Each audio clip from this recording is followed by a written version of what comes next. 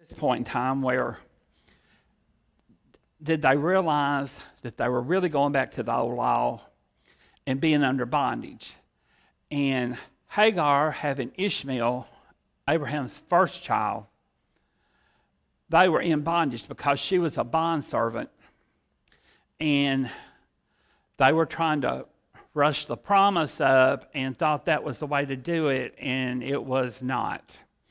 And the promise came from Sarah, which it was a miracle in itself because of how old she was when Isaac was born. And so you've got to remember that was always holding over on them of Hagar and Ishmael being in bondage. They were always underfoot, so to speak, of other relatives and stuff of Abraham. I don't know if you thought about it, but Abraham had other children. He had 6 other children by his second wife, Keturah. So when all this was done at this time, none of those had come along yet. It's just these 2. And that's why it's referred to even in Galatians about it them being under bondage by going back to the old law. If I lived in that point in time, I would realize it a little bit better.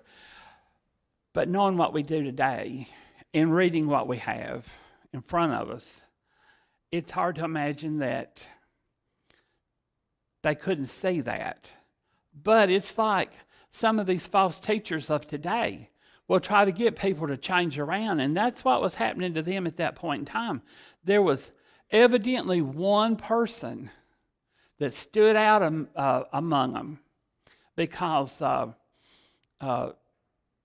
there's one verse on later in chapter 5 where he talks about being the chiefest of false teachers.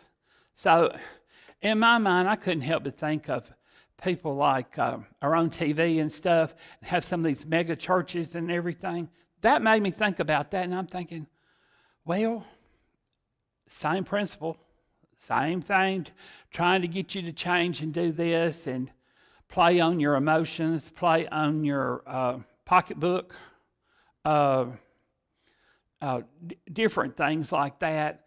And it was hard. It was hard on them. I know it was. But back in the day of Abraham, that was a whole lot different.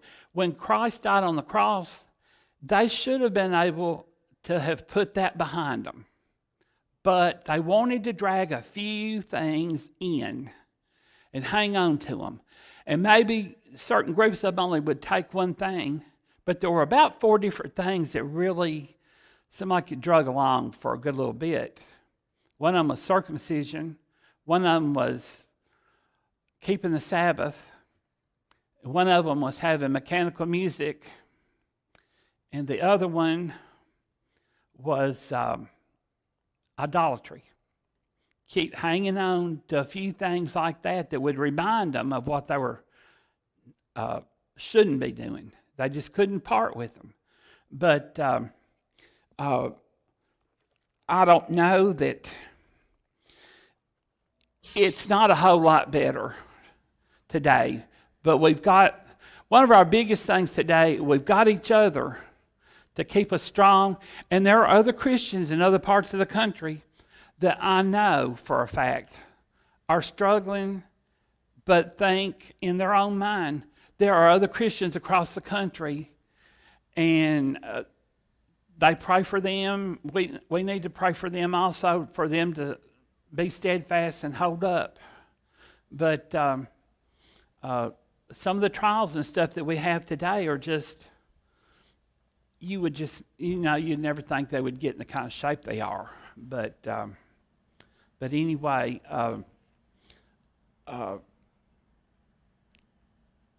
let's see, verses 28 through 31.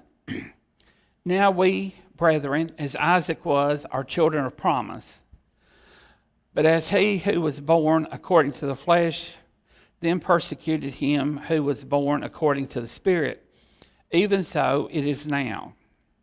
Nevertheless, what does the Scripture say? Cast out the bondwoman and her son, for the son of the bondwoman shall not be heir with the son of the free woman. So then, brethren, we are not children of the bondwoman, but of the free. So this is trying to emphasize to them that they are children of the promise through Abraham's seed and Isaac, but not through Ishmael and his mother Hagar, which was the bondservant. So we get on into chapter 5, and let me read the first 10 verses of chapter 5, because this first verse, it goes back into 30 and 31. It says, "Stand fast, therefore, in the liberty by which Christ has made us free, and do not be entangled again with the yoke of bondage. Indeed, I, Paul, say to you that if you become circumcised, Christ will profit you nothing.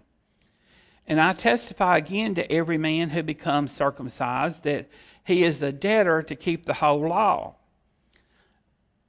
That was one thing that they were trying to do, was just go back with that one thing in certain groups of them. And unless you go back and do the whole thing, it's no good.